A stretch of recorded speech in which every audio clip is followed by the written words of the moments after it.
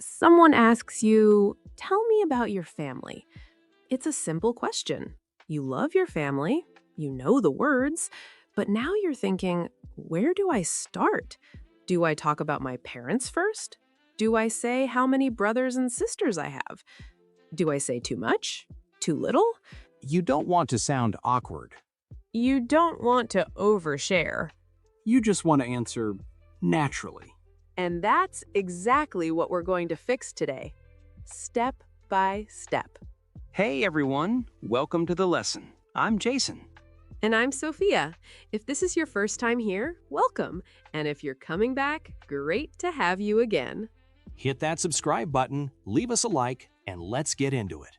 Okay, Jason, let's start with the obvious question. Why do we even need to talk about family in English? Because it comes up all the time. All the time. Like when? Well, think about small talk. You meet someone new at work, at a party, traveling, and after the usual where are you from questions, what comes next? Family. Absolutely. Do you have brothers or sisters? Are you close with your parents? Do you have kids? These are normal, friendly questions. And if you're not ready for them, you freeze. Your mind goes blank, and then you feel embarrassed, even though you know exactly what you want to say. It's also not just small talk. Job interviews sometimes ask about your background. Language exchange partners ask. New friends ask. It's everywhere. So it's not about knowing fancy vocabulary, it's about having a simple, natural answer ready. Exactly. So let's make it simple. Okay, let's go through the key words. But we're not going to just list them like a dictionary. We're going to use them in real sentences. Great idea. Let's start with parents. Easy one. My parents live in Barcelona. Or, my parents are retired. See how natural that sounds? You're not saying parent means father and mother, you're just using it. Next, siblings. Siblings means brothers and sisters together. So instead of saying, I have one brother and two sisters, you can say, I have three siblings. Both are correct. Both are natural. Siblings just sounds a bit more grown up and fluent. Now, spouse. Spouse means husband or wife. It's a gender neutral word. My spouse works in IT. My spouse loves cooking. You can also just say, my husband or my wife. Totally fine too. Then we have children. I have two children. Or more casually, I have two kids. Kids is very common in spoken English. What about grandparents? Grandparents. Your mom's parents or your dad's parents. My grandparents live in the countryside. Or, my grandmother is 80 and still very active. And relatives. That's a great one. Relatives is everyone. Uncles, aunts, cousins, the whole family. I have a lot of relatives. Or, we have a big family reunion every year with all our relatives. So you've got parents, siblings, brother, sister, spouse, children, grandparents, relatives. These are your core words. Learn them in sentences, not alone. Okay, so now we know the words, but how do we actually put them together into an answer? Because that's the hard part, right? It is. So here's a really simple formula. You don't need to memorize it, just feel it. Hit me. Start with the size of your family, then the people, then where they live, if it's relevant. Done. Okay, give me an example. In my family, there are 4 people. I have one brother. My parents live in Madrid, and my brother lives in London. That's it? That's it. Short, clear, natural. You can also start with, we're a small family, or I come from a big family. I come from a big family. I love that phrase. It sounds so natural. And then, are you married? Do you have kids? A couple of sentences cover everything. Quick question. What's the difference between married and single? Is that awkward to talk about? Not at all. I'm married, you have a husband or wife. I'm single, you're not in a relationship. You can also say, I'm not married yet, if you want to keep it light.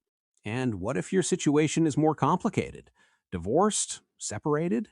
Totally valid. You can say, I'm divorced, or I live with my partner.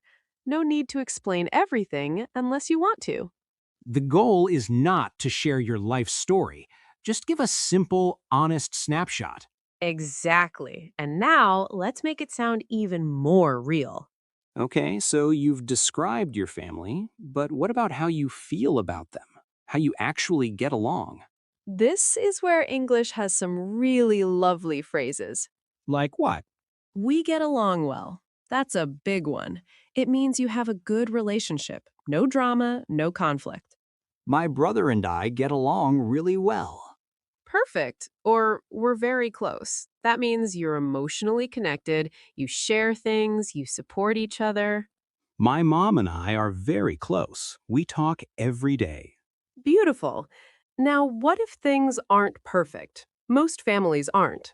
Right. You don't have to pretend everything is amazing. You can say, sometimes we argue, but we always work it out. Or, we don't always agree, but we support each other. That sounds honest without being heavy. That's the key. You're not complaining, you're not oversharing, you're just being real. What about a phrase like, we support each other? Yes, we support each other. It means you're there for each other in difficult times. It's a warm, positive phrase. So you can say, my family is not perfect. We argue sometimes, but we support each other, and that's what matters. That sentence is honest, warm, and completely natural. Any English speaker would nod and say, yeah, same. Here's a little secret. Ooh, I love secrets. One small detail makes your answer go from boring to interesting. What do you mean? Compare these two answers. Answer 1. I have a dad, a mom, and a sister. Answer 2. I have a sister who is super outgoing. She's always the loudest one in the room. And my dad, he loves gardening.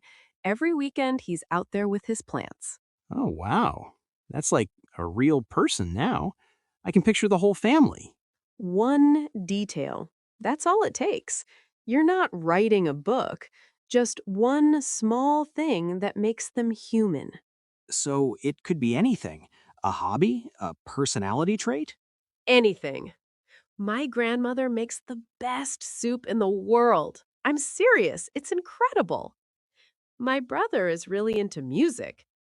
My mom is a teacher, and she takes it very seriously. These are all simple sentences, short, easy grammar. Exactly. You're not trying to impress anyone with complicated words. You're just sharing something real. And the other person immediately feels more connected to you. That's the magic of it. Connection over perfection. Okay, let's be honest. Even with all of this, sometimes your brain just stops. You forget a word, you go blank. It happens to everyone, even in your native language. So, what do you do? You use rescue phrases. These are little sentences that buy you time, help you think, and keep the conversation going. What's the first one? Let me think for a second. You just pause, you say this, and nobody thinks anything weird. It sounds natural. Let me think for a second. Okay, so I have two siblings. Perfect. Next one. How do you say when you know the concept but not the English word? How do you say the child of my aunt? My cousin, right, my cousin. Exactly. You worked it out. You didn't freeze. You kept going. What about when you genuinely don't know the word? Say, I don't know the exact word, but, and then describe it. I don't know the exact word, but it's like a second mom to me. She's my aunt. She helped raise me. That's actually beautiful and totally understandable. And sometimes you just say, it's hard to explain, but that phrase is used by native speakers too. It's not a failure, it's a normal part of communication. So these phrases are, let me think for a second. How do you say, I don't know the word, but it's hard to explain, but Keep them close. They will save you so many times. all right, we've given you all the pieces. Now it's your turn. This is the part where you actually do something. Don't worry, no pressure. You're not on camera, nobody's watching. It's just you and this podcast. We're going to ask you 3 questions. Just think about your answer. You don't have to say it out loud, but you can if you want. Question 1. How many siblings do you have? Think about it. Say it in English. Even one simple sentence. Maybe something like, I have one brother, or I'm an only child, or I have 3 siblings, 2 sisters, and 1 brother. Question 2. How would you describe your family in 2 simple sentences? Try it. Don't overthink. We're a small family. My parents live in the city, and my sister lives abroad. Something like that. Your version. And question 3. Can you add one small detail, one thing about someone in your family? Just one. A hobby. Something they love, something funny about them. Go. Good. Whatever came to mind. That's your answer. That's real English about your real family. And you just did it. Simple as that. Okay, let's pull it all together. Casually. We talked about the basic words: parents, siblings, spouse, children, grandparents, relatives, all used in real sentences, not just definitions. We built a simple structure. Start with the size of your family, name the people, maybe say where they live. We added relationship language: get along, close, we support each other, sometimes we argue. We added one detail to make it human. My dad loves gardening. My sister is outgoing. My grandmother's soup is unbelievable. And we gave you rescue phrases for when your brain goes blank, which it will, and that's fine. The whole thing doesn't need to be perfect. It just needs to be real. Here's the thing about family questions: you don't need complicated sentences, you don't need perfect grammar, you just need simple, honest answers. And now you have them. Before we go, we want to ask you something. How many siblings do you have? Drop it in the comments. Seriously. I have 1 sister. That's enough. Write it.